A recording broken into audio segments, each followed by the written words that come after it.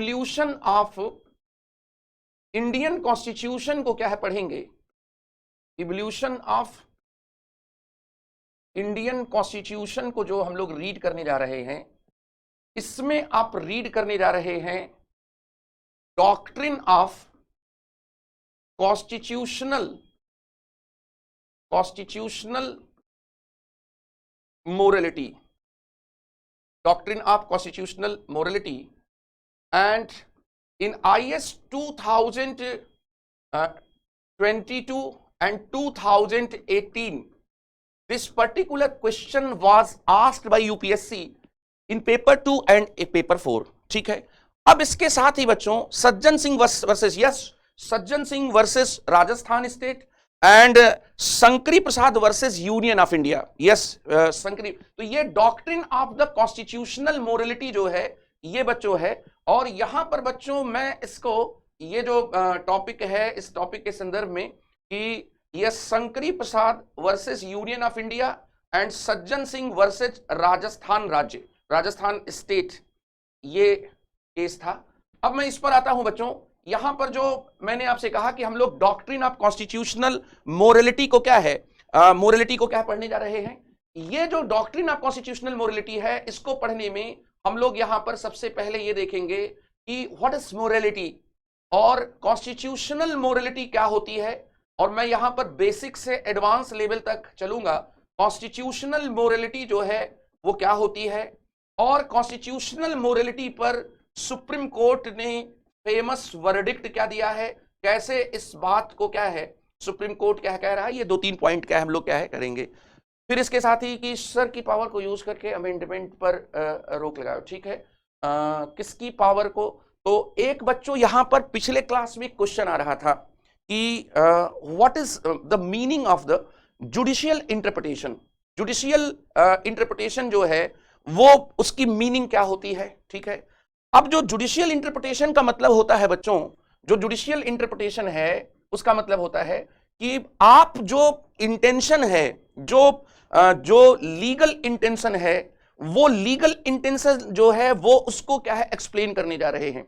अगर किसी भी सब्जेक्ट को लेकर जो कॉन्स्टिट्यूशन में दिया गया है, किसी भी टर्म को लेकर, किसी भी प्रोविजन को लेकर, अगर कहीं पर भी कोई चीज क्लियर नहीं है, अनक्लियर है, तो उसको इंटरप्रेट करने का जो राइट है वो कॉन्स्टिट्यूशन सुप्रीम कोर्ट को देता है। तो there was 2 short up rights, the one is judicial interpretation and second is judicial review। यहां पर बच्चों इस बात को भी क्या समझना है कि एक जुडिशियल इंटरप्रिटेशन का क्या होता है, ये क्या है एक राइट होता है। इसमें क्या होता है कि अगर कोई चीज अनक्लियर है तो इस अनक्लियर सब्जेक्ट को, इसको एक्सप्लेन करने का जो राइट है वो सुप्रीम कोर्ट ऑफ इंडिया को है। That is called judicial interpretation. And second kind of right is judicial review. जब आप किसी भी प्रोविजन की वैलिडिटी को, उसकी कॉन्स्टिट्यूशनल वैलिडिटी को चेक करते हैं, तो ये जुडिशियल क्या है रिव्यू है। यहां पर वह क्या है जुडिशियल क्या है रिव्यू है। तो ये बच्चों यहां पर क्या है कि ये जो सबसे जो इंपॉर्टेंट बात है, जो बच्चे ये कह रहे हैं कि सर टॉपिक कनेक्ट नहीं हो पा रहा है, तो मुकुल और सभी बच्चे we are just discussing evolution of Indian constitution. And evolution of Indian constitution जो है वो 3 तरीके से क्या है होता है, या 3 तरीके से हुआ। एक क्या हुआ कि जो हमारे कॉन्स्टिट्यूशन में जो प्रोविजंस थे, जो आर्टिकल्स थे, उन आर्टिकल्स को पिछले 60-70 साल से ज्यादा की जो वर्किंग रही है, उस वर्किंग में सुप्रीम कोर्ट ने क्या किया, टाइम टू टाइम क्या है उसको रिक्वायरमेंट होने पर इंटरप्रेट किया। और ये जो इंटरप्रेट क्या है किया, यहां पर जो इंटरप्रेट क्या है किया गया, उस इंटरप्रिटेशन को जुडिशियल इंटरप्रिटेशन क्या है कहते हैं। वो जुडिशियल क्या है इंटरप्रिटेशन क्या कहते हैं। तो जुडिशियल इंटरप्रिटेशन एक तरीका है इवोल्यूशन ऑफ कॉन्स्टिट्यूशन का। ठीक है, नंबर 1 बात। नंबर 2 जो बात है वो बात यहां पर क्या है, वो बात यह है कि कई बार क्या होता है कि अमेंडमेंट के थ्रू हम एक निश्चित पर्टिकुलर जो मीनिंग है वो कॉन्स्टिट्यूशन में पार्लियामेंट को देते हुए, पार्लियामेंट के थ्रू क्या पाते हैं। पार्लियामेंट जब कॉन्स्टिट्यूशन में अमेंडमेंट करती है तो वो ये कहना चाहती है कि जो कॉन्स्टिट्यूशन है उस कॉन्स्टिट्यूशन की यही क्या है, ये क्या है, मीनिंग क्या है होनी चाहिए। तो यहां पर दूसरा जो तरीका हुआ, वो दूसरा तरीका क्या हुआ, दूसरा तरीका हुआ by amendment we find evolution of the constitution. Constitution के इवोल्यूशन का जो तीसरा तरीका है, वो क्या है, वो तीसरा तरीका ये है कि किसी कमीशन को, किसी कमेटी को क्या किया जाए, कॉन्स्टिट्यूट किया जाए, और कॉन्स्टिट्यूशन की जो वर्किंग है उस वर्किंग को यहां पर क्या है, वह क्या है, उस वर्किंग को क्या है बताया जाए। तो मैंने यहां पर जो बातें आपसे की हैं उन बातों के संदर्भ में मैं आपसे क्या कह रहा हूं कि जो इवोल्यूशन ऑफ द कॉन्स्टिट्यूशन है, ये जो टॉपिक है बच्चों, इस टॉपिक में हम लोग कहां पर अभी बात कर रहे हैं। तो इवोल्यूशन ऑफ द कॉन्स्टिट्यूशन जो है इसके 3 तरीके हैं, देयर आर 3 वेज। एक तरीका इसका क्या होता है, एक तरीका होता है जुडिशियल इंटरप्रिटेशन, इसको कहते हैं जुडिशियल इंटरप्रिटेशन, एक तरीका ये है। इस तरीके में ही मैंने यहां पर आपको बताया कि जुडिशियल इंटरप्रिटेशन में ही एक बेसिक स्ट्रक्चर का डॉक्ट्रिन है, ये डॉक्ट्रिन क्या है, 1973 में सुप्रीम कोर्ट ने प्रोवाइड किया। जुडिशियल इंटरप्रिटेशन के अलावा बच्चों जो दूसरा तरीका होता है, वो दूसरा तरीका क्या होता है कि पार्लियामेंट क्या है, अमेंडमेंट कर दे, और अमेंडमेंट करके एक न्यू मीनिंग या एक एडेड क्या है मीनिंग क्या है, ये एडेड मीनिंग क्या है, यहां पर इसको क्या है जोड़ा जाए। और तीसरा तरीका ये होता है कि कोई कमेटी, गवर्नमेंट जो है, ये जो तरीका है बच्चों, ये पार्लियामेंट के पास है, ये पार्लियामेंट के पास पावर है, और ये पार्लियामेंट के पास जो पावर है वो अंडर आर्टिकल 368 है। फिर इसके साथ ही इवोल्यूशन का एक तीसरा तरीका होता है कि कोई कमीशन बनाया जाए और वो कमीशन यहां पर ये देखे कि जो वर्किंग है कॉन्स्टिट्यूशन की, वो वर्किंग कैसी चल रही है। जैसे national commission for review of working constitution, ये जो है ये 2000 में क्या है बनाया गया, and the chairperson was Justice M N Venkatachaliah. ठीक है, यहां पर एमएन वेंकट चलैया जो है ये है। एक और बात मैं कहूंगा कि it's your problem because you are not connecting. ये कोई मैं रॉकेट फिजिक्स नहीं पढ़ा रहा हूं, और ये क्या है कि we are not new teacher, हम नए टीचर नहीं हैं कि आपके इवैल्यूएशन से हमारा क्या है कि हम उस पर क्या है डिग जाएंगे। whatever requirement for your clarity of basic concepts, we are ready.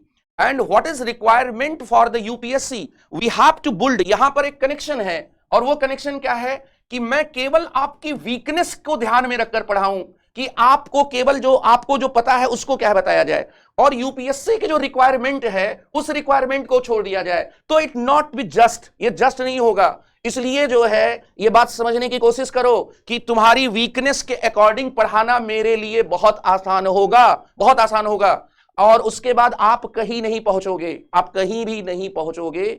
आपको जो पता है बस उसको पॉलिश क्या है कर दिया जाएगा। तो यहां पर क्या है, आपको क्या है पॉलिश क्या है कर दिया जाएगा। इसलिए जो है कि आपको इवोल्यूशन ऑफ द कॉन्स्टिट्यूशन बताया जा रहा है।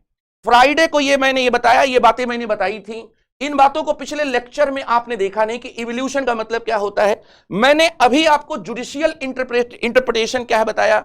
जुडिशियल इंटरप्रिटेशन में मैंने बेसिक स्ट्रक्चर का डॉक्ट्रिन लिया, ये केशवानंद भारती के केस में आया। अब एक दूसरा डॉक्ट्रिन है, जो डॉक्ट्रिन कहां पर आया, जो डॉक्ट्रिन क्या है आया, कॉन्स्टिट्यूशनल मोरालिटी का डॉक्ट्रिन।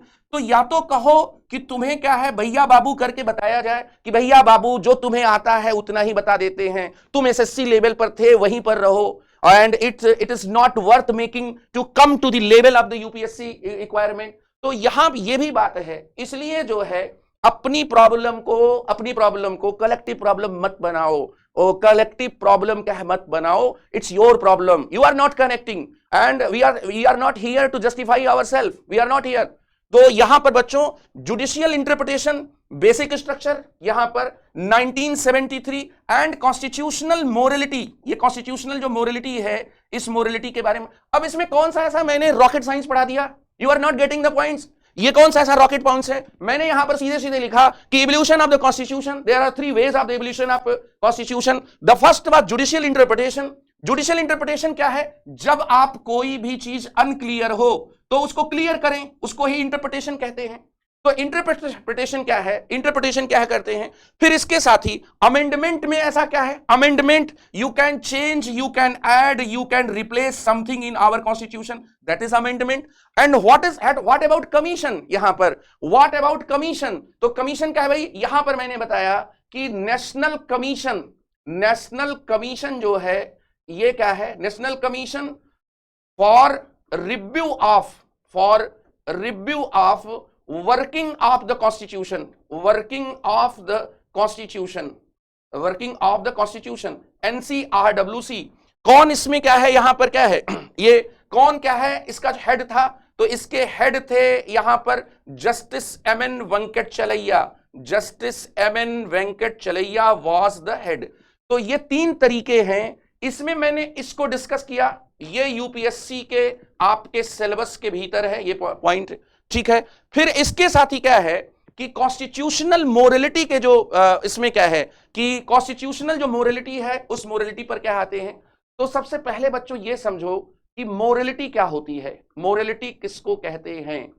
मोरलिटी जो है ये क्या है, अगर इसको ये कहें तो हमारे समाज में लोगों को क्या है, लोगों को यहां पर रेगुलेट करने के, लोगों को चलाने का कई तरीका होता है। कानून का एक तरीका होता है, लॉ का एक तरीका होता है, और हमारे समाज में एक तरीका होता है, समाज में कुछ कस्टम्स होती हैं, जिन कस्टम्स को लोग क्या करते हैं, अपने आप धीरे धीरे क्या करते हैं, फॉलो करते हैं। तो जो लॉ है, लॉ क्या होता है, लॉ हमेशा क्या है बच्चों, क्या होता है, ये बाइंडिंग होता है। अगर आप लॉ को फॉलो नहीं करेंगे तो आइदर आपको या तो क्या है पनिश किया जाएगा अगर आपने लॉ को फॉलो नहीं किया, और अगर आपने लॉ को फॉलो नहीं किया तो या तो फिर आपके ऊपर पेनाल्टी क्या है इंपोज की जाएगी।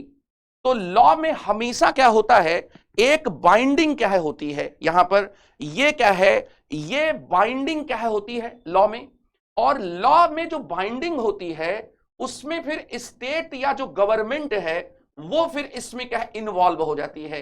जैसे कि अगर मान लीजिए कि कोई मुखर्जी नगर से किंग्सवे कैंप जाते समय अगर किसी ने रेड लाइट जंप किया तो मोटर व्हीकल एक्ट 1986 के थ्रू उस पर पेनाल्टी इंपोज की जा सकती है, जो चालान के रूप में क्या है कटती है, ठीक है। अब यहां पर क्या है, ये जो मोटर व्हीकल एक्ट है 1986 जो है, यहां पर 1986 जो है, ये मोटर व्हीकल एक्ट क्या है, ये इंपोज कैसे किया जाएगा, ये ट्रैफिक पुलिस के थ्रू क्या है इंपोज किया जाएगा। तो लॉ जो है ये क्या है, एक सेट ऑफ बाइंडिंग रूल्स है, एक ऐसे रूल्स को कहते हैं जो क्या है बाइंडिंग क्या है होता है। लेकिन जब हम मोरलिटी की बात करते हैं तो मोरलिटी जो है उसमें रूल्स तो हो सकते हैं, मोरलिटी में कस्टम तो हो सकते हैं, लेकिन मोरलिटी कभी भी वैसे बाइंडिंग नहीं होती जैसे लॉ होता है। तो यहां पर मोरलिटी की सबसे बड़ी बात क्या है कि no binding, no external enforcement. जो यहां पर ये एक्सटर्नल इन्फोर्समेंट क्या है, वो एक्सटर्नल इन्फोर्समेंट क्या है, वो क्या है नहीं हो सकता। ये मोरलिटी का क्या है पॉइंट है। अब इसमें देखो बच्चों क्या है कि कॉन्स्टिट्यूशन भी एक तरह का लॉ है, और कॉन्स्टिट्यूशन को ये कहते हैं कि constitution in a sense, constitution जो है वो क्या है, एक एक्सटर्नल, एक फंडामेंटल लॉ है। किसी भी कंट्री का जो फंडामेंटल लॉ होता है, जिस पर सारे लॉ क्या होते हैं, जिस पर एक जिसके कंसिस्टेंट होते हैं, जिसके अकॉर्डिंग होने चाहिए, उसको कॉन्स्टिट्यूशन कहते हैं। इसीलिए sometimes we say constitution is fundamental law of our country. तो कॉन्स्टिट्यूशन और मोरलिटी को आप कैसे मिलाएंगे, द पैराडॉक्स क्या है इसमें, एक विरोध क्या है कि आप कह रहे हैं कि हम एक मोरलिटी को और यहां पर एक कॉन्स्टिट्यूशन को क्या मिला देंगे। मोरलिटी जो होती है वो सोसाइटी रन होती है, सोसाइटी गवर्न होती है। सोसाइटी मोरलिटी के रूल्स को क्या करती है, वो धीरे धीरे लोगों में क्या करती है, सोशलाइजेशन के थ्रू क्या करती है, इनकलकेट करती है। लेकिन जो लॉ होता है ये स्टेट रन होता है, गवर्नमेंट से एडमिनिस्टर किया जाता है। जो मोरलिटी होती है उसमें बाइंडिंग या इन्फोर्समेंट का एलिमेंट नहीं होता। आप इन्फोर्स नहीं कर सकते। अगर कोई फॉलो नहीं भी कर रहा है तो आप ज्यादा से ज्यादा क्या करेंगे, आप उसको क्रिटिसाइज कर सकते हैं, आप उसका क्या है एक्सक्लूजन कर सकते हैं, लेकिन आप उसको पनिश नहीं कर सकते, आप उसको क्या है, आप उसको कोई दंड नहीं दे सकते हैं। तो बेसिकली मोरलिटी और लॉ जो है, वो मोरलिटी और लॉ जो है वो क्या होता है, वो डिफरेंट होता है। अब इसको एक एग्जाम्पल से बच्चों क्या लेते हैं और बात को समझते हैं। भारत के केरला स्टेट में एक बच्चों है सबरीमला का मंदिर, एक सबरीमला का जो मंदिर है, ये सबरीमला जो टेंपल है, इस टेंपल की एक स्टोरी को आप समझकर ये पूरा केस क्या समझ सकते हैं। सबरीमला के टेंपल में इसमें जो है लॉर्ड अयप्पा वहां के क्या है डाइटी हैं, लॉर्ड अयप्पा डाइटी हैं जिसकी पूजा होती है, जिसकी आराधना होती है, ठीक है। अब ये जो बच्चों जो इस सबरीमला का जो टेंपल है, यहां पर क्या है, सबसे जो एक सरप्राइजिंग चीज रही है वो ये रही है कि गर्ल्स और इसके साथ ही विमेन, ये दोनों क्या है अलाउड नहीं है यहां पर, यहां किसी भी रिलीजियस वर्शिप के लिए दे आर नॉट परमिटेड, उनको क्या है परमिशन क्या है नहीं है। अब ये जो लॉर्ड अयप्पा का जो सबरीमला में टेंपल है, इसमें गर्ल्स और विमेन नॉट परमिटेड क्यों है, क्योंकि एक कस्टमरी मोरलिटी चली आ रही है। एक क्या है, एक बच्चों कस्टमरी जो मोरलिटी है, ये कस्टमरी मोरलिटी क्या है चली आ रही है, और वो कस्टमरी मोरलिटी कुछ रिलीजियस फेथ के ग्राउंड पर है। यहां पर ये रिलीजियस फेथ के ग्राउंड पर है कि भगवान लॉर्ड अयप्पा जो है उन्होंने शादी नहीं किया था, तो शादी नहीं किया था तो वहां पर क्या है विमेन को अलाउड क्या है नहीं किया जाएगा। अब इसके साथ ही बच्चों जो नॉट परमिटेड वाला जो कस्टमरी मोरलिटी थी, उसको क्या है चैलेंज किया गया, और वो चैलेंज किया गया, वो चैलेंज जो किया गया वो एक केस के थ्रू सुप्रीम कोर्ट तक क्या है मामला पहुंचा। सुप्रीम कोर्ट तक जो मामला पहुंचा वो young lawyers associations, young lawyers association जो है, यंग लॉयर्स एसोसिएशन, इन तक क्या है ये मामला, या वर्सेस केरला स्टेट का एक केस था। इस केस में बच्चों 2018 तक आते आते ये मामला क्या है सुप्रीम कोर्ट तक पहुंचा।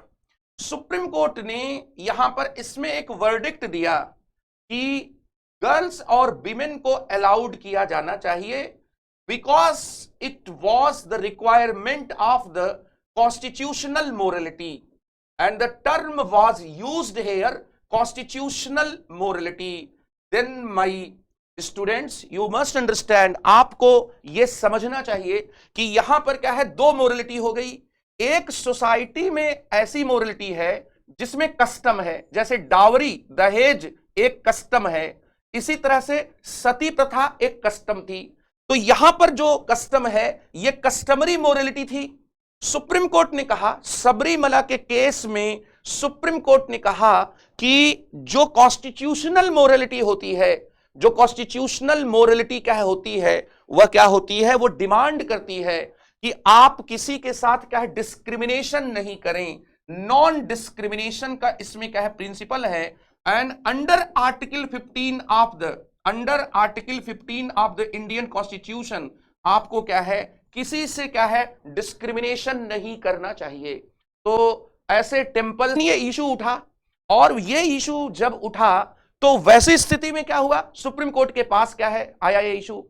तो सुप्रीम कोर्ट ने यहां पर जो डिसीजन दिया, उस डिसीजन में सुप्रीम कोर्ट ने कहा कि article 15 of the Indian constitution talks about the non discrimination and non discrimination among the men and women। तो स्त्री और पुरुष के बीच में कोई भी भेद नहीं होना चाहिए, स्त्री और पुरुष के बीच में किसी भी प्रकार का कोई डिस्क्रिमिनेशन नहीं होना चाहिए। जेंडर बेस्ड जो डिस्क्रिमिनेशन है, उस जेंडर बेस्ड डिस्क्रिमिनेशन जो है, ये जेंडर बेस्ड डिस्क्रिमिनेशन जो है, इस जेंडर बेस्ड डिस्क्रिमिनेशन को इसमें डिनाई किया गया, इसमें इसको क्या है स्टॉप करने की क्या है बात क्या है कही गई। ये है सबरीमला का वर्डिक्ट, जिसमें कॉन्स्टिट्यूशनल मोरलिटी का जो डॉक्ट्रिन है, वह डॉक्ट्रिन क्या है इंपोज किया गया। And yes Ridhi Sharma, this practice was against the against the dignity of the person, dignity of the person जो है उसके भी क्या यहां पर supreme court entered religious affair, yes supreme court of India can enter in religious affairs because our principle of secularism is completely different from the western conception of the secularism. western conception of secularism ये कहता है कि state must not be interred in religious affairs, लेकिन जो Indian conception है वो Indian conception यहां पर क्या है कहता है, तो how supreme court bind the question यहां पर ये है sir SC no allowed in temple. Anish एक दो केसेज ऐसे हुए हैं बच्चों, जैसे एक साउथ इंडिया के बहुत फेमस सिंगर रहे हैं येशुदास, तो उन्होंने एक बार एक टेंपल में उनकी एंट्री को रोके जाने को लेकर मीडिया में बात कही थी। तो अब यहां पर ये सब क्या है, constitutional morality is constitutional when we find a conflict between constitutional morality and customary morality, our supreme court has given the verdict you must follow constitutional morality। आपको constitutional morality का क्या है उसको क्या है फॉलो क्या है करना चाहिए। इसका मतलब क्या है कि अगर बच्चों ये बात समझो कि अगर article 25 of the Indian constitution ये क्या है, ये फ्रीडम या ये क्या है, ये रिलीजियस फ्रीडम का क्या है आर्टिकल है, ये रिलीजियस फ्रीडम का क्या है आर्टिकल है, और इसके साथ ही article 15 of the Indian constitution जो जेंडर डिस्क्रिमिनेशन को क्या है, जो जेंडर इक्वलिटी की बात करता है, अगर इन दोनों में कन्फ्लिक्ट होता है तो इस कन्फ्लिक्ट में article 15 of the Indian constitution जो है इसको क्या है हमें प्रायोरिटी देनी पड़ेगी। यहां पर हमें प्रायोरिटी क्या है देनी पड़ेगी आर्टिकल 15 को। यह किसमें कहा गया, ये बच्चों वर्डिक्ट दिया गया सबरीमला के केस में। सबरीमला के केस में ये वर्डिक्ट किसने दिया, सुप्रीम कोर्ट ने दिया। ये क्या है बच्चों, it was itself judicial interpretation of the article 15। Article 15 क्या है, यह क्या है जुडिशियल इंटरप्रिटेशन है। अब यहां पर बच्चों जो यहां मोरालिटी की बात है, तो अभी मैं मोरालिटी पर आपसे बात कर रहा हूं। मोरालिटी और लॉ में डिफरेंस होता है, डिफरेंस होता है। यह कंफ्लिक्ट ऑफ फंडामेंटल राइट्स का भी केस था। तो अगर दो फंडामेंटल राइट्स में कंफ्लिक्ट हो तो हमें क्या है किस फंडामेंटल राइट को प्रायोरिटी देनी है, तो राइट टू इक्वलिटी को हमें राइट टू रिलीजियस फ्रीडम से ज्यादा क्या है, ज्यादा प्रायोरिटी क्या है देनी है। ये यहां पर ये इंपॉर्टेंट बात है कि इसका मतलब क्या है कि हम राइट टू इक्वलिटी का जो फंडामेंटल राइट है उसको रिलीजियस फ्रीडम के फंडामेंटल राइट पर क्या है ज्यादा क्या है प्रायोरिटी दे रहे हैं। तो that was the Sabarimala case. Sabarimala case जो है वो ये था। सबरीमला केस में इंडियन जुडिशरी ने, सुप्रीम कोर्ट ने once again Supreme Court has used the doctrine of constitutional morality। तो ये है बच्चों, is the right to equality superior than right to practice religion? yes। अगर आप कोई भी रिलीजियस प्रैक्टिस ऐसा फॉलो करते हैं जिससे आप दूसरे किसी रिलीजन के या अपने ही रिलीजन के किसी पर्सन के साथ इनइक्वल बिहेवियर करते हैं, तो यहां पर इस इनइक्वल बिहेवियर को क्या है आपको क्या फॉलो करना पड़ेगा। अब इसके साथ ही क्या है कि just wait what is morality. तो मैंने आपसे कहा कि मोरालिटी जो है ये क्या है, नो बाइंडिंग नो इन्फोर्समेंट। अब यहां पर बच्चों आपको यह समझना है कि जब हम लोग मोरालिटी के बाद कॉन्स्टिट्यूशनल मोरालिटी की बात करते हैं तो व्हाट इज मोरालिटी। मोरालिटी जो है वो क्या है, मोरालिटी जो है सबसे पहली बात क्या है कि ये एक सिस्टम ऑफ रेगुलेशन है। What is morality, system of regulation है। और सिस्टम ऑफ रेगुलेशन किसके लिए है, ये ग्रुप के लिए भी होती है और इसके साथ ही ये इंडिविजुअल के लिए भी होती है। तो सिस्टम ऑफ रेगुलेशन जो ग्रुप के लिए भी होती है, जो इंडिविजुअल के लिए भी होती है, उसको मोरालिटी क्या है कहते हैं। मोरालिटी जो है वो क्या होती है, नॉन बाइंडिंग होती है। किस सेंस में, नॉन बाइंडिंग इस सेंस में होती है कि वो लॉ से क्या होती है, लॉ से डिफर करती है। ठीक है। अब यहां पर बच्चों जो दूसरा जो यहां पर कॉन्सेप्ट है वो है कॉन्स्टिट्यूशनल मोरालिटी का। कॉन्स्टिट्यूशनल मोरालिटी का, तो कॉन्स्टिट्यूशनल मोरालिटी का क्या मतलब होता है यहां पर। कॉन्स्टिट्यूशनल मोरालिटी का मतलब यह होता है कि आप जब कॉन्स्टिट्यूशन में जो वैल्यूज, जो कॉन्स्टिट्यूशन में आइडियल्स, जो कॉन्स्टिट्यूशन में प्रिंसिपल्स जो हैं वो इंक्लूड हैं, जब आप उनके प्रति एक फेथ रखते हैं, उनके प्रति आप जब एक बिलीफ रखते हैं तो उसको कॉन्स्टिट्यूशनल मोरालिटी कहते हैं। कॉन्स्टिट्यूशनल मोरालिटी की जरूरत कब आती है? जब एक्सप्लिसिट वे में, जब बहुत व्यक्त तरीके से, जब बहुत अभिव्यक्त रूप में, जब यहां पर बहुत ज्यादा क्या है एक्सप्रेसिव वे में कोई चीज नहीं कही गई है। जैसे हमारा कॉन्स्टिट्यूशन डायरेक्टली ये कहीं नहीं कहता है कि आप किसी मंदिर में, किसी मस्जिद में, किसी गुरुद्वारे में आप किसी के साथ कोई डिस्क्रिमिनेशन अगर करेंगे तो ये against the constitutions non discriminatory value होगा। लेकिन जब हम इस मीनिंग तक पहुंचते हैं, इसका मतलब क्या है कि हम जो प्रोविजंस हैं जिनमें बहुत बातें एक्सप्लिसिट वे में कही गई हैं, उनके पीछे जाकर जब हम उनके वैल्यूज को लेकर एक क्या है एडहेरेंस, एक अनुपालन की बात सोचते हैं, तो उसको कॉन्स्टिट्यूशनल मोरालिटी क्या है कहते हैं। The term of constitutional morality was coined by Goethe, और हमारे कॉन्स्टिट्यूशन में डॉक्टर भीमराव अंबेडकर ने कॉन्स्टिट्यूशनल जो मोरालिटी है, उस कॉन्स्टिट्यूशनल मोरालिटी को उन्होंने क्या किया, उन्होंने उसको क्या है यूज किया। तो यहां पर सबसे पहली बात यह है कि देयर वॉज अ थिंकर ग्रोसे ने कॉन्स्टिट्यूशनल मोरालिटी टर्म को यूज किया था।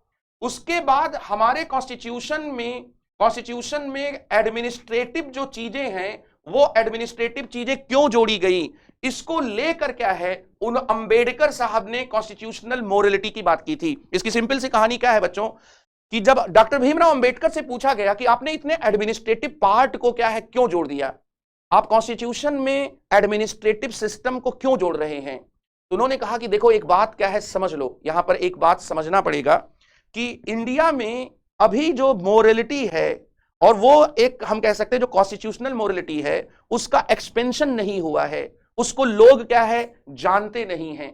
तो इसलिए मैंने इस बात को ध्यान में रखा है कि इंडिया में कुछ मेजॉरिटी वाले जो लोग हैं वो कहीं ऐसा ना हो कि इंडिया के कॉन्स्टिट्यूशन में एक चेंज कर दें।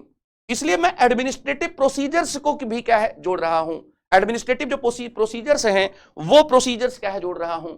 एंड मैंने पहले क्या कहा, मैंने कहा कि कॉन्स्टिट्यूशनल मोरालिटी का जो टर्म है वो किसके द्वारा, गोथे के द्वारा क्या है उस टर्म को क्या है यूज किया गया, एंड इंग्लिश वॉज GROTE।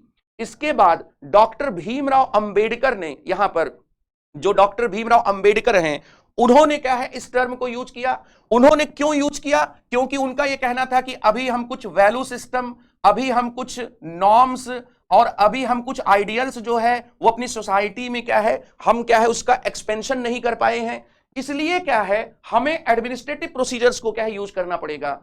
और सबसे इंपॉर्टेंट बात यह है कि जब आप इंडिया के कॉन्स्टिट्यूशन में, अगर आप इंडिया के कॉन्स्टिट्यूशन को बच्चों क्या है पढ़ते हैं, तो इंडिया के कॉन्स्टिट्यूशन को पढ़ते समय क्या है यहां पर, जब आप आर्टिकल 19 को आप जब पढ़ेंगे, जब आप आर्टिकल 25 को पढ़ेंगे, और जब आप आर्टिकल 26 को पढ़ेंगे, तो इन तीनों में मोरालिटी शब्द जो है, जो मोरालिटी टर्म है, वो मोरालिटी टर्म क्या है यूज किया गया है। ठीक है, ये मोरालिटी जो टर्म है, ये मोरालिटी टर्म इन तीनों में क्या है यूज किया गया है। ये मोरालिटी कौन सी मोरालिटी है, तो सुप्रीम कोर्ट ने यहां पर यह कहा कि ये कॉन्स्टिट्यूशनल मोरालिटी है। और कॉन्स्टिट्यूशनल मोरालिटी क्या है कि आप किसी के साथ कोई नॉन डिस्क्रिमिनेशन, कोई भी भेदभाव क्या है वह क्या है आप नहीं करेंगे। तो नॉन डिस्क्रिमिनेशन जो है वो क्या है, वो क्या है एक कॉन्स्टिट्यूशनल मोरालिटी क्या है यहां पर ये हुआ। तो अब 1925 एंड 26 जो है ये क्या है, इंडिया के कॉन्स्टिट्यूशन में 3 ऐसे आर्टिकल्स हैं जिन आर्टिकल्स में मोरालिटी शब्द को, मोरालिटी वर्ड को क्या है यूज किया गया है। And that's why supreme court जो है वो इसको कहता है कि ये कस्टमरी मोरालिटी नहीं है। जैसे अगर आप कहते हैं कि हम इक्वलिटी की भी बात करेंगे लेकिन हम डाउरी भी लेंगे, दहेज प्रथा का भी पालन करेंगे। हम अगर ये कहते हैं कि रूल ऑफ द लॉ जो है वो कहता है कि हर व्यक्ति भारत में, हर पर्सन बराबर है, लेकिन हम सती प्रथा को भी क्या है फॉलो करेंगे। तो ये आप क्या है मोरालिटी को, कॉन्स्टिट्यूशनल मोरालिटी को क्या कर रहे हैं, निगेट कर रहे हैं। तो कॉन्स्टिट्यूशनल मोरालिटी का जो डॉक्ट्रिन है वो डॉक्ट्रिन क्या है, ये जो डॉक्ट्रिन है ये डॉक्ट्रिन क्या है दिया गया।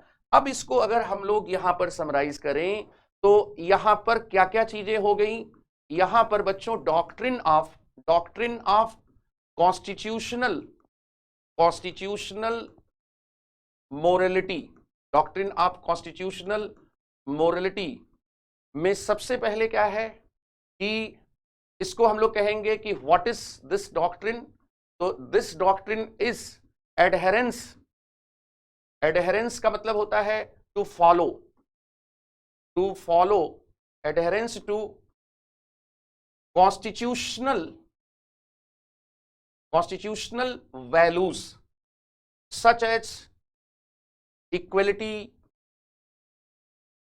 liberty, dignity। ये इसका क्या है, ये इसका मतलब है बच्चों।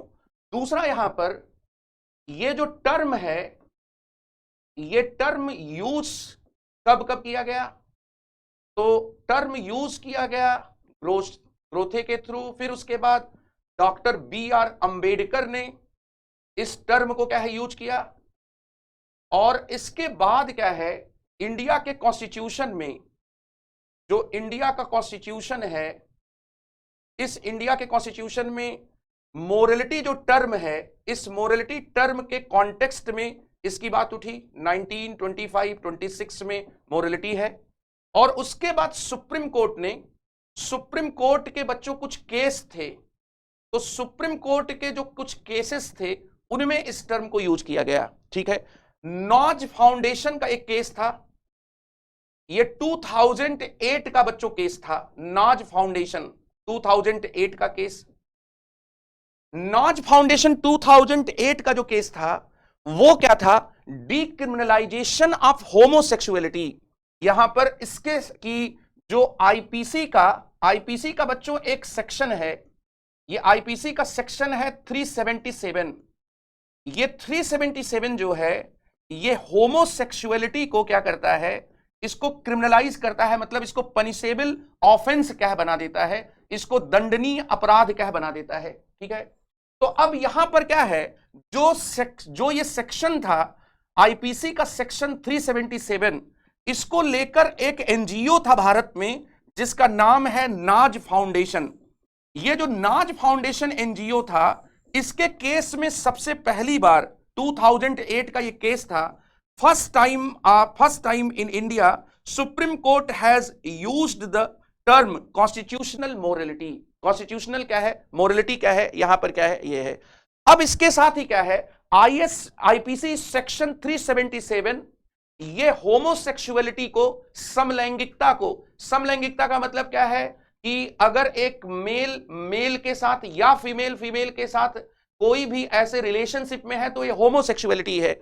होमोसेक्सुअलिटी के इसको मामले को नाज फाउंडेशन ने फर्स्ट टाइम सुप्रीम कोर्ट के सामने क्या हो लेकर गए, और फर्स्ट टाइम सुप्रीम कोर्ट ने कॉन्स्टिट्यूशनल मोरलिटी शब्द को इसमें क्या यूज किया। एक बात यह है बच्चों, तो यहां पर सबसे पहले क्या है कि जो नाज फाउंडेशन का जो केस था, इस नाज फाउंडेशन का जो केस है, इस केस में क्या है, सुप्रीम कोर्ट ने जो है ये कॉन्स्टिट्यूशनल मोरलिटी का क्या है टर्म यूज किया। उसके बाद सुप्रीम कोर्ट ने एक दूसरा केस था, इस केस का नाम है नवतेज सरना केस। ये नवतेज सरना जो केस था, इसमें सुप्रीम कोर्ट ने फिर क्या है कॉन्स्टिट्यूशनल मोरलिटी की बात की। और जो तीसरा केस था बच्चों, ये था सबरीमला का केस।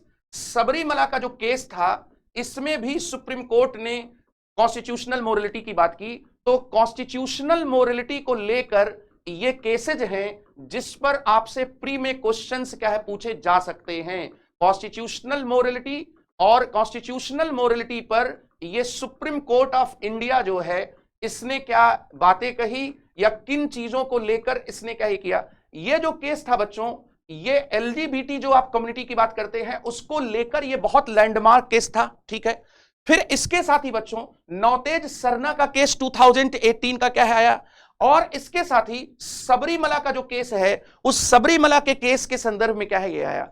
नवतेज सरना का जो केस था, वो जो केस था, इसमें भी बच्चों क्या है, यही जो यहां पर होमोसेक्सुअलिटी का जो मामला था, उस होमोसेक्सुअलिटी के संदर्भ में क्या बातें हुई। तो ये इवोल्यूशन ऑफ कॉन्स्टिट्यूशन में, इवोल्यूशन ऑफ इंडियन कॉन्स्टिट्यूशन में ये क्या है, एक बहुत इंपॉर्टेंट क्या है, ये तीन केस क्या माने जाते हैं। तो नॉज फाउंडेशन के केस में जैसा मैंने कहा कि आईपीसी के सेक्शन 377 को लेकर एक वर्डिक्ट दिया गया था। ये जो वर्डिक्ट था वो बाद में सुप्रीम कोर्ट ने क्या है यहां पर चेंज क्या है कर दिया, ये चेंज क्या है कर दिया गया। तो what is morality? Morality is, यहां पर morality is system of regulation, morality is set of rules that govern our society individual as well as groups. Morality law से अलग होती है। तो जब हम कॉन्स्टिट्यूशन में कुछ ऐसी बातों को निकालते हैं जो रूल के रूप में, जो हम ये कह सकते हैं कि रेगुलेशन के रूप में एक्सप्लिसिट नहीं होती हैं, लेकिन जो कॉन्स्टिट्यूशनल वैल्यूज, कॉन्स्टिट्यूशनल प्रिंसिपल्स के अकॉर्डिंग क्या होती हैं, यहां पर अकॉर्डिंग क्या होती है, सही होती हैं या उसके अकॉर्डिंग होती हैं, वो कॉन्स्टिट्यूशनल मोरालिटी की क्या है बातें हो जाएंगी। कॉन्स्टिट्यूशनल जो मोरालिटी है, उस कॉन्स्टिट्यूशनल मोरालिटी में जैसे अगर हम कोई डिस्क्रिमिनेशन कर रहे हैं किसी के साथ, तो ये डिस्क्रिमिनेशन भले ही पर्टिकुलरली इंडियन कॉन्स्टिट्यूशन इस डिस्क्रिमिनेशन को क्या करता है, मेंशन नहीं करता है, तो भी क्या है वो डिस्क्रिमिनेशन इसके भीतर आ जाएगा। जैसे कि होमोसेक्सुअलिटी को लेकर या फिर एलजीबीटी कम्युनिटी को लेकर अगर कोई डिस्क्रिमिनेशन होता है तो हमारा कॉन्स्टिट्यूशन ओपनली या उसके बारे में कुछ मेंशन नहीं करता है, लेकिन कॉन्स्टिट्यूशनल मोरालिटी ये कहती है कि अगर आप आर्टिकल 14 को, अगर आप आर्टिकल 15 को फॉलो करते हैं तो आपको कोई भी ऐसा डिस्क्रिमिनेशन नहीं करना चाहिए। तो यहां पर क्या है, ऐसा डिस्क्रिमिनेशन नहीं करना चाहिए। अब जैसे आप ये देखिए कि मान लीजिए कि डावरी जो है, वो डावरी क्या है, वो भी एक डिस्क्रिमिनेशन पैदा करती है और वो भी कई बार क्या है, बहुत सी गलत चीजों को पैदा करती है। अब डावरी को लेकर हमने एक एक्ट बना दिया 1961 में। इस एक्ट को बनने के बाद भी डावरी इंडिया में रुकी नहीं। डावरी क्या है, वह क्या है, इंडिया में नहीं रुकी। तो इसका मतलब क्या है कि कई बार लॉ जो है वो सफिशिएंट नहीं होता। अगर सोसाइटी में मोरालिटी, उसके मोरालिटी में क्या है, वो चीज क्या है, नहीं फॉलो होती है।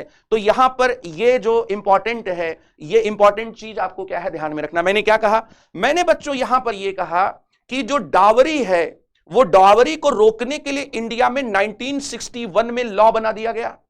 इसके बावजूद डावरी क्या है, यहां पर डावरी रुकी नहीं। क्यों नहीं रुकी? क्योंकि अगर सोसाइटी किसी चीज को, अगर सोसाइटी किसी चीज को एडहेयर करने के लिए क्या है, तैयार है, तो आप लॉ से भी उसे नहीं रोक पाएंगे। यही हाल हमारे यहां करप्शन के संदर्भ में भी है। जैसे आप देखिए कि इंडिया में प्रिवेंशन ऑफ करप्शन एक्ट 1988 जो है, ये प्रिवेंशन ऑफ करप्शन एक्ट 1988 जो है, ये 1988 जो है, ये करप्शन को रोकने की, करप्शन को पनिशेबल ऑफेंस बनाता है।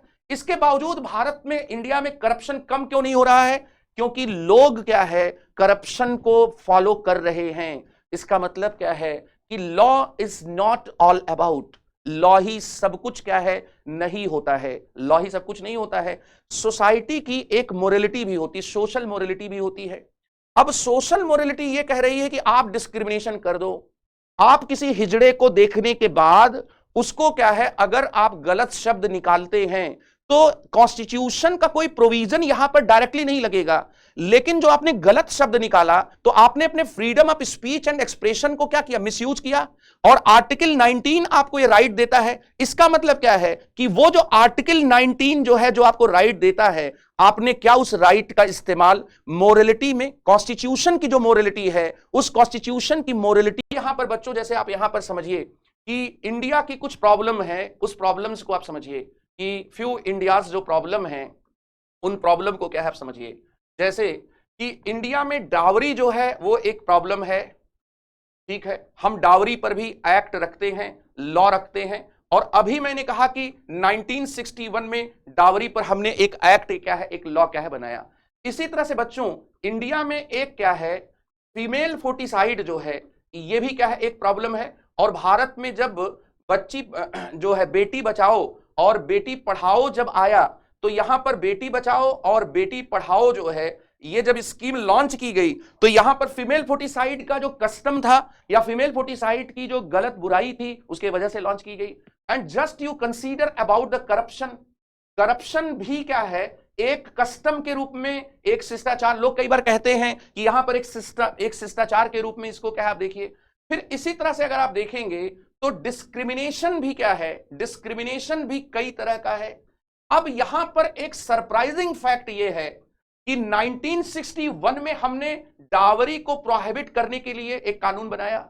1994 में हमने क्या है, pre conceive prenatal PC and PNDT act बनाया, pre conceive prenatal diagnosis technique act क्या बनाया, ये क्या है, प्री कंसीव है, प्री कंसीव है, और इसके साथ ही क्या है, प्री नटाल डायग्नोसिस जो है, ये डायग्नोसिस टेक्निक एक्ट हमने क्या है बना लिया। लेकिन इसके बावजूद भी इंडिया में फीमेल फोर्टिसाइड तो नहीं रुका। फिर इसके साथ ही बच्चों यहां पर आप देखिए प्रिवेंशन ऑफ करप्शन एक्ट हमने बनाया। प्रिवेंशन ऑफ करप्शन एक्ट बनाने के बावजूद भी क्या है, करप्शन भारत में कम क्या है नहीं हुआ। और अगर हम डिस्क्रिमिनेशन की बात करें तो हमारे यहां कास्ट डिस्क्रिमिनेशन है, और इस कास्ट डिस्क्रिमिनेशन को रोकने के लिए हमने प्रिवेंशन ऑफ एट्रोसिटीज एक्ट 1989 क्या है बनाया, जिसको हम दलित या हरिजन एक्ट भी नॉर्थ इंडिया में कहते हैं। ठीक है, नॉर्थ इंडिया में हरिजन एक्ट। और इसके पहले हमने यहां पर protection of civil right act 1976 हमने बनाया था, अनटचेबिलिटी को रोकने के लिए। तो हमने यहां पर अनटचेबिलिटी जो है, इस अनटचेबिलिटी को कॉन्स्टिट्यूशन में मना भी किया कि अनटचेबिलिटी क्या है नहीं होगी, और हमने लॉ भी क्या है बनाया, हमने ये सब किया। इसके साथ ही इससे हमारा काम नहीं चला तो हमने 1989 में प्रिवेंशन ऑफ एट्रोसिटीज एक्ट क्या है 1989 बनाया। इसके साथ ही जेंडर डिस्क्रिमिनेशन जो है, वो जेंडर डिस्क्रिमिनेशन कितना है कि हमने क्या है डोमेस्टिक वायलेंस को रोकने के लिए हमने एक्ट बनाया। और इसके साथ ही जो पब्लिक एरियाज है, जो पब्लिक डोमेन है, तो पब्लिक डोमेन में कोई हरेसमेंट ना हो, इसलिए हमने विशाखा गाइडलाइंस के बाद एक पूरा एक्ट बनाया। ये सब बताता है कि सोसाइटी में कुछ चीजें ऐसी होती हैं जो क्या है कई बार धीरे धीरे क्या है वो बुरी ही हो, लेकिन वो कस्टम के रूप में क्या है बन जाती हैं, वो आसानी से चेंज नहीं होती। लॉ उनको चेंज करना चाहता भी है तो भी क्या है वो लॉ क्या है चेंज नहीं कर पाता। इसका मतलब क्या है कि कई बार सोसाइटीज में मोरलिटी को लेकर भी टकराव होता है कि एक पहले से चली आ रही कस्टमरी मोरलिटी है, एक पहले से चली आ रही सोशल मोरलिटी है, जिसमें हम कुछ डिस्क्रिमिनेशन को मानते हैं, जिसमें हम कुछ ऐसी गलत बुराइयों को क्या फॉलो करते हैं, और दूसरी तरफ हमारा कॉन्स्टिट्यूशन है जो डायरेक्टली तो नहीं लेकिन इनडायरेक्टली कुछ चीजों को मना करता है। अगर आप कहते हैं कि there must be equality before the law and equal protection of the law, अगर आप ये बात कहते हैं तो आप किसी भी पर्सन को केवल स्टेट और गवर्नमेंट के सामने ही नहीं, दरअसल सोसाइटी के सामने भी क्या है, आप किसी भी पर्सन को क्या है आप उसको डिस्क्रिमिनेट क्या है नहीं कर सकते हैं। तो article 15 of the Indian constitution prohibits gender based discrimination, caste based discrimination, place based discrimination. लेकिन आप भी जानते हैं कि हमारी सोसाइटी में ये डिस्क्रिमिनेशंस मौजूद हैं। तो जब हमारी सोसाइटी में डिस्क्रिमिनेशन मौजूद है तो कॉन्स्टिट्यूशन क्या कहता है, कॉन्स्टिट्यूशन ये कहता है कि no discrimination on the basis of the gender. Article 15 के पीछे ये बात कहीं ना कहीं निहित है। तो इसी को कॉन्स्टिट्यूशनल मोरलिटी कहते हैं। और जो चीजें एक्सप्लिसिट वे में, जो चीजें क्लियरली क्या है, जो चीजें क्लियरली या जो चीजें एक्सप्लिसिट वे में हमारे कॉन्स्टिट्यूशन में नहीं है, लेकिन जो इंप्लाइड मीनिंग के रूप में, एडहेरेंस के रूप में, बिलीफ के रूप में हमारे कॉन्स्टिट्यूशन में है, उनको फॉलो करने के लिए सुप्रीम कोर्ट ने 3 इंपॉर्टेंट केसेस दिए। और वो 3 इंपॉर्टेंट केसेस क्या है बच्चों, वो 3 इंपॉर्टेंट केसेस हैं Naz Foundation case 2008, then Navtej Sarna case 2018 और सबरीमला केस 2018। ये तीनों क्या है केसेस थे, और इन तीनों केसेस में कॉन्स्टिट्यूशनल मोरलिटी की बात क्या है की गई। ये जो प्रिंसिपल है, इस प्रिंसिपल को लगाकर दरअसल सोसाइटी में रिफॉर्म करने की जो चीजें हैं वो चीजें अब देखी जा रही हैं। तो बेसिक स्ट्रक्चर का जो डॉक्ट्रिन था, उस बेसिक स्ट्रक्चर के डॉक्ट्रिन से इंडिया में जो हम ये कह सकते हैं कि एक सेपरेशन ऑफ पावर को क्या किया गया, उस सेपरेशन ऑफ पावर को लगाया गया।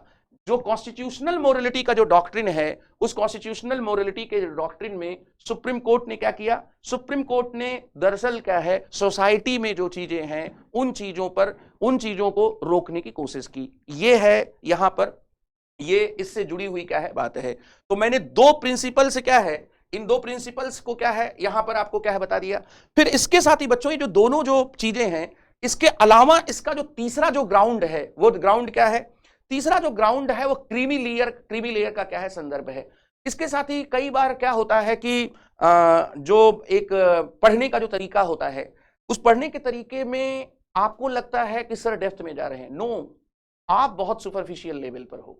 इट्स नॉट, मतलब ये कोई ऐसी डेप्थ की बात नहीं है। अब डाउरी पर बात किया जाए, एलजीबीटी पर बात किया जाए, कि लेस्बियन, गे, बाइसेक्सुअल, ट्रांसजेंडर कम्युनिटी पर बात किया जाए, या फिर क्या है करप्शन पर बात किया जाए, सोसाइटी के मोरलिटी पर बात किया जाए, और कॉन्स्टिट्यूशन को लेकर जो मोरलिटी है उसके कंपैरिजन में बात किया जाए, वो बात आपको ये लगे कि ये है, तो ये आपको क्या है इस तरीके से क्या है सोचने के बजाय ये जो क्वेश्चंस हैं, इन क्वेश्चंस पर के अकॉर्डिंग जो चीजें होती हैं उनको क्या है सोचना चाहिए।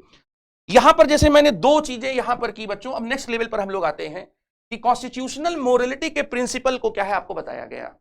इसी तरह से सुप्रीम कोर्ट ने क्या किया कि सुप्रीम कोर्ट ने रिजर्वेशन पर जो डिस्प्यूट अराइज हुए, तो रिजर्वेशन के डिस्प्यूट के अराइज होने के बाद क्या है कि रिजर्वेशन को कैसे इंप्लीमेंट किया जाएगा, रिजर्वेशन की कैप क्या होगी, रिजर्वेशन की लिमिट क्या होगी, ये सब चीजें क्या है अराइज की गई।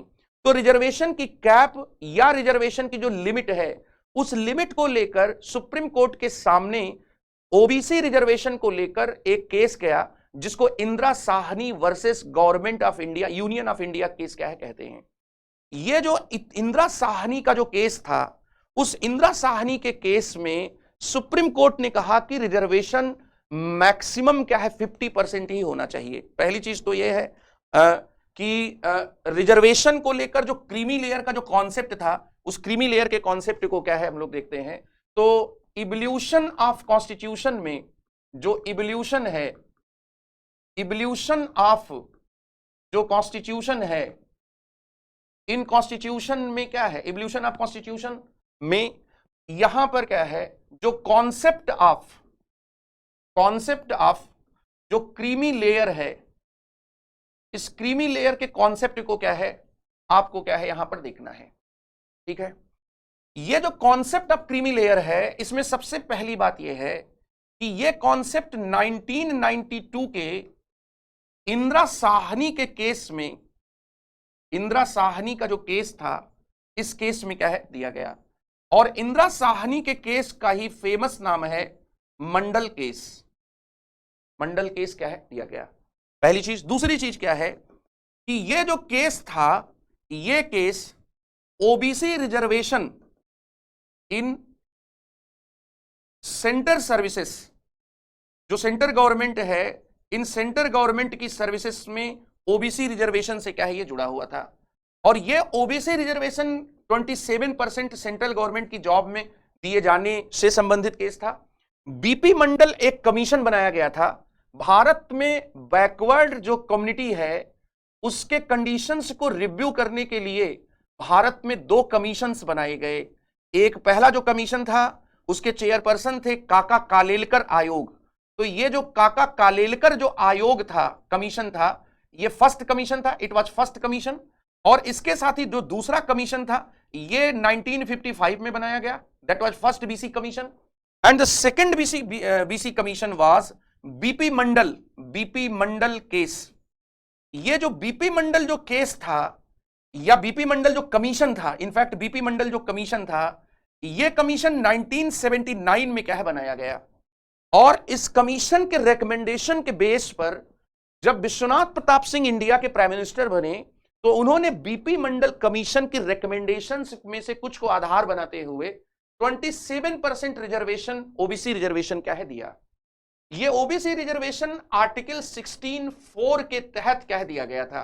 ये जॉब रिजर्वेशन था और आर्टिकल 16 सेक्शन 4 में यह कहा गया है कि बैकवर्ड होने, सोशियो एजुकेशनली जो बैकवर्ड हैं, उन सोशियो एजुकेशनली बैकवर्ड को अगर उनका रिप्रेजेंटेशन गवर्नमेंट जॉब में इनसफिशिएंट है, तो ऐसी सिचुएशन में क्या है, अगर उनका रिप्रेजेंटेशन इनसफिशिएंट है तो उनको रिजर्वेशन क्या है दिया जा सकता है। तो इस बेस पर क्या है दिया गया। यह मामला जब सुप्रीम कोर्ट में गया तो सुप्रीम कोर्ट ने इसमें कुछ इंपॉर्टेंट क्या है, सुप्रीम कोर्ट ने इंदिरा साहनी के केस में यह वर्डिक्ट दिया कि ओबीसी जो रिजर्वेशन है, ये ओबीसी रिजर्वेशन क्या है, ये वैलिड है constitutionally. 27% of the OBC reservation is valid, constitutionally valid है, दिया जा सकता है। फिर इसके साथ ही यहां पर जो नेक्स्ट जो यहां पर जो चीज है, वो नेक्स्ट चीज क्या है, वो नेक्स्ट चीज ये बताई गई कि ओबीसी रिजर्वेशन की जो कैप होगी वो 50% होगी। 50% से ज्यादा रिजर्वेशन क्या है, ये क्या है, नहीं दिया जा सकता। और एक और इंपॉर्टेंट पॉइंट था, वो पॉइंट ये था कि सबको रिजर्वेशन का बेनिफिट नहीं मिलेगा, क्योंकि जो ओबीसी कम्युनिटी है वो होमोजेनस नहीं है। और इसलिए उसने कहा कि ओबीसी में जो क्रीमी लेयर हैं, जो एफ्लुएंट हैं, प्रेजेंटली जिनका जो एनुअल इनकम जो है वो 8 लाख से पर एनम से ज्यादा है, उन क्रीमी लेयर्स को ओबीसी होने के बावजूद भी नो रिजर्वेशन क्या होगा। यहां पर अगर आप गौर करें तो in Indian constitution you will not find the word creamy layer, and when the issue has arisen before the government of India, how can policy of reservation can be amended, how can policy of reservation can be implemented। तो यहां supreme court एक saviour के रूप में सामने आया, और supreme court ने यहां पर क्या वर्डिक्ट दिया, सुप्रीम कोर्ट ने यहां पर यह दिया कि since OBC community is not a homogeneous community like scheduled caste and scheduled tribes, and that's why you can exclude some groups, some persons, some families। आप कुछ ऐसे ग्रुप हैं, कुछ ऐसी फैमिलीज हैं जिनको आप बाहर कर सकते हैं। और उसमें एक इकोनॉमिक क्राइटेरिया, उसके और भी क्राइटेरिया हैं, लेकिन उसमें एक इकोनॉमिक क्राइटेरिया आया जो प्रेजेंटली क्या है कि if you have the income of 8 lakh per annum then you will not avail the facility of reservation. आप रिजर्वेशन की जो फैसिलिटी है आप उसको अवेल क्या है, नहीं करेंगे। तो ये रिजर्वेशन की जो एबिलिटी जो फैसिलिटी है वो अवेल नहीं करेंगे। तो जस्ट यू कंसीडर, आप इस बात को कंसीडर करिए कि there was not a single word included in our constitution such as creamy layer, such as basic doctrine, such as constitutional morality and as well as collegium. ये जो words हैं, ये वर्ड्स यूज नहीं किए गए हैं, लेकिन ये वर्ड हमारे जुडिशियल इंटरप्रिटेशन में आए और हमने इनके थ्रू कॉन्स्टिट्यूशन को क्या किया, कॉन्स्टिट्यूशन को इवॉल्व किया।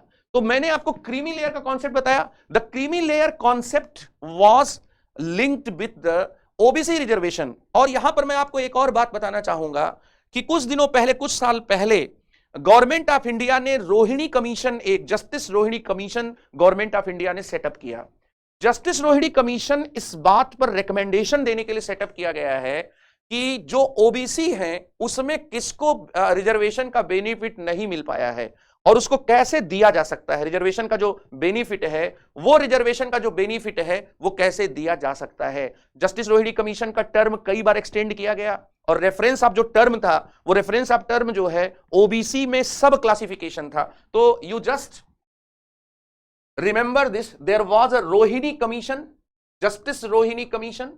ये जो जस्टिस रोहिणी कमीशन है, ये इसका क्या था भाई, टर्म ऑफ रेफरेंस क्या था, ये क्यों बनाया गया था। कोई भी कमीशन अगर बनाया जाएगा और गवर्नमेंट ऑफ इंडिया के द्वारा बनाया जाएगा तो उसका क्या है, कोई टर्म ऑफ रेफरेंस होगा। तो टर्म ऑफ रेफरेंस वाज सब क्लासिफिकेशन। जो सब क्लासिफिकेशन जो है, सब क्लासिफिकेशन ऑफ ओबीसी जो है, ये इसका क्या है, टर्म ऑफ रेफरेंस था। इस पर रिकमेंडेशन क्या देना है। क्या इशू है भाई, इशू यहां पर ये है कि, और ये कमीशन बच्चों 2016 में बनाया गया और इसके टर्म ऑफ रेफरेंस को कई बार बढ़ाया, मतलब इसके जो टाइम लाइन को कई बार बढ़ाया गया। सब क्लासिफिकेशन ऑफ द ओबीसी, और सब क्लासिफिकेशन ऑफ द ओबीसी में इसका मतलब क्या है कि जो क्रीमी लेयर का जो कॉन्सेप्ट है, वो क्रीमी लेयर का जो कॉन्सेप्ट है वो भी क्या है, रिजर्वेशन के बेनिफिट्स को प्रोवाइड करने में सफिशिएंट नहीं रहा है। और सभी को क्या है, जो इसको वाकई जिनको रिजर्वेशन एक्सेस होना चाहिए, उन लोगों को रिजर्वेशन क्या है, एक्सेस नहीं हो पाया है। तो ये रोहिणी कमीशन की बात है। और क्रीमी लेयर के कॉन्सेप्ट को सुप्रीम कोर्ट ने कहा कि इसे एससी एंड एसटी पर, scheduled caste and scheduled tribes का जो रिजर्वेशन है, जो जॉब रिजर्वेशन है, उस जॉब रिजर्वेशन में भी क्या लगाया जा सकता है। पहले सुप्रीम कोर्ट ने कहा था कि एससी और एसटी पर नहीं लगाया जा सकता है। पहले क्या था कि जो पूरा एससी कम्युनिटी थी, इसको सोशियो एजुकेशनली और इकोनॉमिकली तीनों तरीके से क्या है, बैकवर्ड माना गया, पूरी कम्युनिटी को माना गया। तो इसमें किसी को अलग करने की जरूरत नहीं थी, इसमें किसी को भी अलग करने की जो जरूरत थी वो अलग करने की जरूरत क्या है, नहीं थी। तो रोहिणी कमीशन जो है, इस रोहिणी कमीशन के बारे में भी आपको ऐड ऑन कर लेना है। Constitutional morality and concept of the creamy layer के बाद बच्चों दरअसल एक और कॉन्सेप्ट है इंडिया के कॉन्स्टिट्यूशन के इवोल्यूशन में, इवोल्यूशन ऑफ इंडियन कॉन्स्टिट्यूशन में एक और जुडिशियल इंटरप्रिटेशन है जिसने इवोल्यूशन में एक नया डायरेक्शन क्या जोड़ दिया, और जिसको लेकर अभी रिसेंटली कुछ डिस्प्यूट भी क्या अराइज हुए हैं। तो इवोल्यूशन ऑफ इंडियन कॉन्स्टिट्यूशन में जो कोलेजियम का जो कॉन्सेप्ट है, ये कोलेजियम का कॉन्सेप्ट भी क्या है, बहुत क्या है, इंपॉर्टेंट है।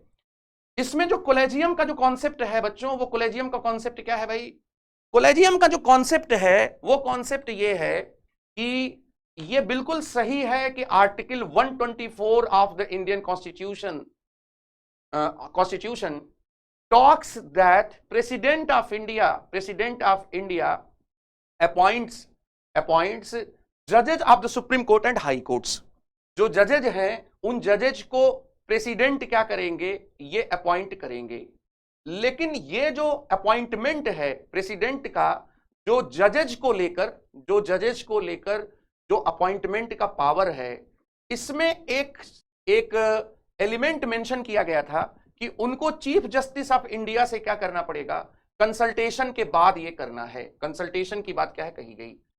ये जो कंसल्टेशन की बात थी, इसको लेकर ही सुप्रीम कोर्ट ने क्या किया कि कई ऐसे केस थे जिनमें सुप्रीम कोर्ट ने क्या किया कि इस कंसल्टेशन को धीरे धीरे इवॉल्व करते हुए कोलेजियम के रूप में क्या है, बदल दिया। तो जजेज केस हैं एंड यू विल फाइंड 4 जजेज केस।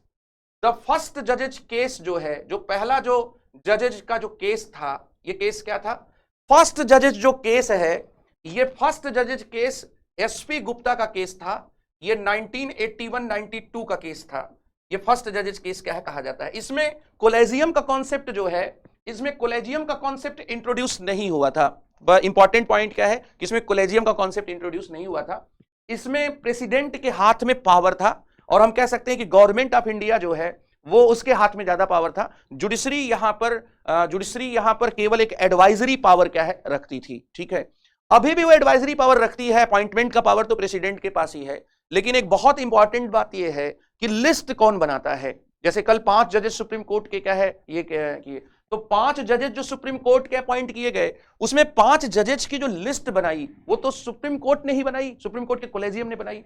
तो देयर वाज फर्स्ट जजेस case named as SP Gupta case, SP Gupta versus union of India.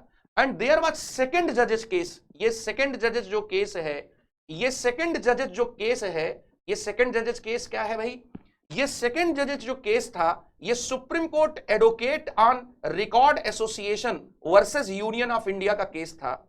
और ये जो केस था, दरअसल इसी केस से माना जाता है कि कोलेजियम की स्टार्टिंग हुई। Supreme court advocate on records, यहां पर स्क्वेरा जो है, इसको क्या, इसका फुल फॉर्म जानना जरूरी है। तो ये फुल फॉर्म है भाई supreme court advocate on records association. ये जो बार काउंसिल है उसके जो मेंबर्स हैं, उन मेंबर्स का एसोसिएशन है। तो ये था, यहीं से कोलेजियम की क्या है स्टार्टिंग हुई। यहीं से कहा गया कि जो 5 सीनियर मोस्ट जजेस, 5 collegium of the 5 senior most जजेज वो एडवाइस करेंगे किसको, प्रेसिडेंट को। तो ये हुआ। उसके बाद बच्चों थर्ड जजेज केस आया। ये थर्ड जो जजेज जो केस है, ये थर्ड जजेज केस क्या है आया। एंड थर्ड जजेज जो केस आया, इसमें क्या हुआ, 1998 का ये केस था। इसको आर्टिकल 143 के तहत इसमें प्रेसिडेंशियल क्या है, रेफरेंस कह दिया गया। जो प्रेसिडेंशियल क्या है, रेफरेंस कह दिया गया थर्ड जजेस केस के संदर्भ में। और इसके साथ ही बच्चों नेशनल जुडिशियल अपॉइंटमेंट कमीशन की कॉन्स्टिट्यूशनल वैलिडिटी को चेक करने के लिए फोर्थ जजेज केस आया। ये फोर्थ जजेज केस जो है, ये भी supreme court advocate on record association के थ्रू क्या है किया गया। ये 2015 का केस था। ये इस तरह से क्या है, देयर वाज 4 जजेस केस। अब यहां पर हमारे कॉन्स्टिट्यूशन में कहीं पर भी कोलेजियम शब्द मेंशन नहीं है, लेकिन कोलेजियम को क्या किया गया, कोलेजियम को धीरे धीरे क्या कर दिया गया, इंट्रोड्यूस किया गया। तो ये इंट्रोडक्शन यहां पर क्या है, कोलेजियम के संदर्भ में है। अब मैं इस क्लास को बाइंड अप करता हूं। मैंने सबसे पहले कल की क्लास का रिवीजन किया और मैंने आपको बताया कि इंडिया के कॉन्स्टिट्यूशन के इवोल्यूशन में जुडिशियल इंटरप्रिटेशंस का बहुत इंपॉर्टेंस रहा है। जुडिशियल इंटरप्रिटेशन का मतलब होता है कि जब जुडिशरी कॉन्स्टिट्यूशन के किसी प्रोविजन या कॉन्स्टिट्यूशन के किसी टर्म को जो अनक्लियर हो, जब उसको क्लियर करती है तो उसको जुडिशियल इंटरप्रिटेशन क्या है कहते हैं। जुडिशियल इंटरप्रिटेशन जुडिशियल रिव्यू से क्या होता है, डिफरेंट होता है। जुडिशियल रिव्यू में क्या होता है कि हम कॉन्स्टिट्यूशनल वैलिडिटी को भी चेक करते हैं and there are several grounds of judicial review. तो जुडिशियल इंटरप्रिटेशन जो है वो सुप्रीम कोर्ट करता है। अगर कोई डिस्प्यूट अराइज होता है तो सुप्रीम कोर्ट ही एग्जैक्टली जो हमारे फ्रेमर्स थे उनका क्या इंटेंशन था, उन्होंने क्या मीनिंग क्या है बताई थी, ये क्या मीनिंग सोच रहे थे, वो इसको क्या है बताता है। इवोल्यूशन का दूसरा जो तरीका होता है वो अमेंडमेंट होता है। इवोल्यूशन का जो तीसरा तरीका होता है वो आप किसी कमीशन को फॉर्म कर दें और कमीशन ने जो रिकमेंडेशन दी है उस रिकमेंडेशन को ध्यान में रखकर या तो आप पॉलिटिकल जो चीजें हैं, जो आप ये कह सकते हैं कि जो राजनीतिक तौर पर जो चीजें होती हैं उनको क्या है कोड ऑफ कंडक्ट के थ्रू या फिर एक्ट के थ्रू बिना कॉन्स्टिट्यूशन में अमेंडमेंट के उनको फॉलो करें। तो इवोल्यूशन ऑफ इंडियन कॉन्स्टिट्यूशन जो है ये 3 तरीके से होता है। इवोल्यूशन में मैंने आपको बताया कि सबसे बड़ा इवोल्यूशन जो था वो क्या था, सबसे बड़ा इवोल्यूशन था वो बेसिक स्ट्रक्चर के डॉक्ट्रिन को इवॉल्व किया जाना। बेसिक स्ट्रक्चर का जो डॉक्ट्रिन था उसके थ्रू फंडामेंटल राइट्स के अमेंडमेंट को लेकर एक जो प्रॉब्लम चली आ रही थी उस प्रॉब्लम को भी रिजॉल्व किया गया। And first in Sajjan Singh case and after Sajjan Singh case you will find Shankari Prasad, Sajjan Singh and Shankari प्रसाद के केस में सुप्रीम कोर्ट ने सीधे सीधे कहा कि parliament can amend any part of the constitution. तो फर्स्ट तो ये था। सेकंड गोलकनाथ के केस में 1967 में, ये जो दोनों केस मैंने बताया 1951 और 1965 के केस थे। 1967 के केस में, गोलकनाथ के केस में सुप्रीम कोर्ट ने आर्टिकल 368 की एक्सप्लेनेशन की और उसमें कहा कि इसमें कोई सबस्टेंटिव पावर पार्लियामेंट को अमेंडमेंट का नहीं दिया गया है। अमेंडमेंट का कोई सबस्टेंटिव पावर नहीं दिया गया है, इसलिए क्या है कि जो पार्लियामेंट है उसके पास कोई पावर नहीं, तो parliament can't amend every part of the Indian constitution. और ये बहुत ही क्या सरप्राइजिंग इंटरप्रिटेशन थी। उसके बाद थर्ड फेज आया और थर्ड फेज में क्या हुआ भाई, थर्ड फेज में बच्चों यहां पर हुआ कि 1973 में इन केशवानंद भारती के सुप्रीम कोर्ट ने बेसिक स्ट्रक्चर का डॉक्ट्रिन दिया और सुप्रीम कोर्ट ने कहा कि yes, Indian parliament can amend the constitution but Indian Parliament has not any absolute power. Indian Parliament has just some limited powers. Indian Parliament can't amend Indian Constitution without any limit, and there was a limit, and limit was basic structure. Basic structure की एक limit है, and then question arises, what is the basic structure? तो basic structure की कोई complete list नहीं दी गई. It was said that in case to case we will deliver on we will throw light on the basic structure doctrine. तो कुल मिलाकर जो अब तक बातें हैं, फेडरलिज्म है, पार्लियामेंट्री सिस्टम है और constitution, supremacy of the constitution, independence of the judiciary, ये सब क्या है, बेसिक स्ट्रक्चर का क्या है, ये क्या है पार्ट बताया गया। देन कॉन्स्टिट्यूशनल अमेंडमेंट का या जो आप एक कॉन्स्टिट्यूशनल मोरलिटी का प्रिंसिपल आया। मैंने सबसे पहले आपको बताया सबरीमला का मैंने केस लिया और सबरीमला के केस में मैंने बताया कि सबरीमला के केस में कस्टमरी मोरलिटी और कॉन्स्टिट्यूशनल मोरलिटी सीधे सीधे एक दूसरे के सामने क्या खड़े थे। कस्टमरी मोरलिटी ये कहती है, कस्टमरी जो मोरलिटी है वो ये कहती है कि women should not be allowed in the premises of the Lord Ayyappa temple that is situated in Sabarimala. महिलाओं को, औरतों को मंदिर में जाने की इजाजत नहीं होनी चाहिए और ये एक कस्टम था। इस कस्टम को young lawyers association versus state of Kerala के केस में चैलेंज किया गया और सुप्रीम कोर्ट ने यहां पर कस्टमरी मोरलिटी के ऊपर कॉन्स्टिट्यूशनल मोरलिटी को, कॉन्स्टिट्यूशनल जो मोरलिटी है उस कॉन्स्टिट्यूशनल मोरलिटी को प्रायोरिटी दिए जाने का वर्डिक्ट दिया। Morality is the system of regulation, morality is set of rules, but what is the most striking difference with the law that morality is non-binding and you can't bind someone by the customs or rules of the society, you can exclude them. आप किसी का बहिष्कार कर सकते हैं, लेकिन आप सामाजिक प्रथा के नाम पर किसी पर कोई चीज लाद नहीं सकते हैं। तो मोरलिटी की क्या है, जो मोरलिटी है वो मोरलिटी की कहीं ना कहीं क्या है, बात क्या है कही गई। अब जो मोरलिटी की जो बात कही गई, वो जो मोरलिटी का जो पूरा जो कॉन्सेप्ट है, उस कॉन्सेप्ट में कॉन्स्टिट्यूशनल मोरलिटी का क्वेश्चन आया। तो मैंने आपको जस्ट कहा कि there was a classical author that was Goethe, और ग्रोथे ने ये कहा था कि भाई कॉन्स्टिट्यूशनल मोरलिटी क्या होती है। डॉक्टर भीमराव अंबेडकर को जब डिफेंड करना था कि एडमिनिस्ट्रेटिव जो प्रोसेस होते हैं उनको कॉन्स्टिट्यूशन में क्यों इंक्लूड किया गया, तो उन्होंने कहा कि उनको एक डाउट है, उनको एक डर है, और डर क्या है कि कहीं ऐसा ना हो कि मेजॉरिटी के बेस पर कॉन्स्टिट्यूशन को क्या कर दिया जाए, चेंज कर दिया जाए, इसलिए मैं एडमिनिस्ट्रेटिव प्रोसेसेस को भी क्या इंक्लूड कर रहा हूं।